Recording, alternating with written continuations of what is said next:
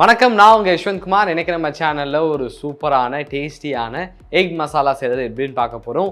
இந்த ரெசிபி இட்லி, தோசை, ஆப்பம், இடியாப்பம், சப்பாத்தி, பூரி, பரோட்டா எல்லாத்துக்குமே ரொம்ப அருமையாக இருக்கும்.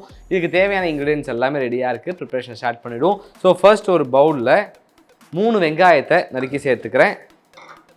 கூடவே 1/4 மூடி தேங்காய் நறுக்கி சேர்த்துக்கோங்க.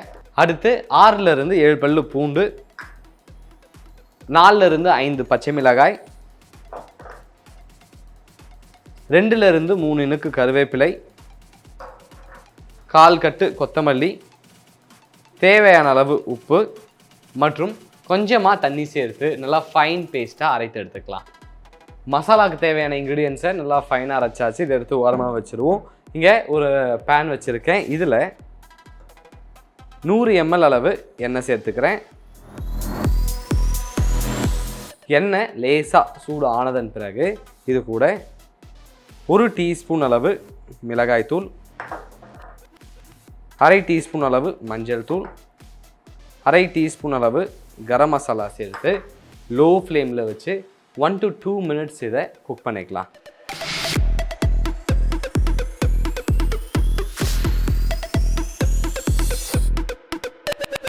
லேசாக குக் ஆனதன் பிறகு இது கூட நம்ம அரைத்து வச்சுருந்த விழுதை சேர்த்துக்கலாம்.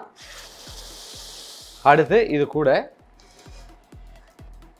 ஒரு 500 ml அளவு தண்ணி மற்றும் தேவையான அளவு உப்பு சேர்த்து அடுத்து 10லேருந்து 15 நிமிடம் மீடியம் ஃப்ளேமில் வச்சு இதை நல்லா கொதிக்க விடலாம்.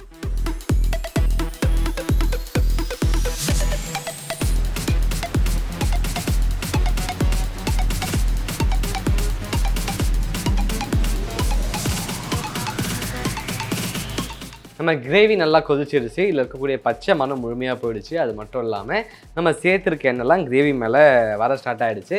இந்த நேரத்தில் நம்ம பாயில் பண்ணி ஷெல்லு ரிமூவ் பண்ணி வச்சுருக்க எக்கு சேர்த்துக்கலாம்.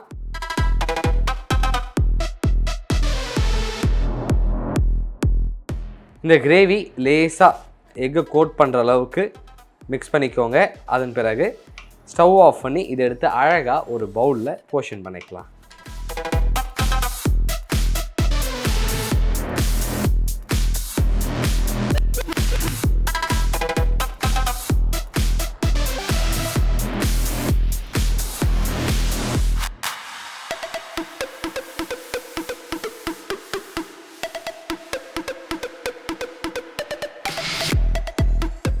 ரொம்பவே சுவையான சுலபமான எக் மசாலா செய்கிறது எப்படின்னு பார்த்துட்டோம். இந்த ரெசிபி உங்களுக்கு பிடிச்சிருக்க நம்புகிறேன். மறக்காமல் வீட்டில் ட்ரை பண்ணி பார்த்துட்டு உங்களுடைய ஃபீட்பேக்கை கீழே கமெண்ட் பண்ணுங்கள்.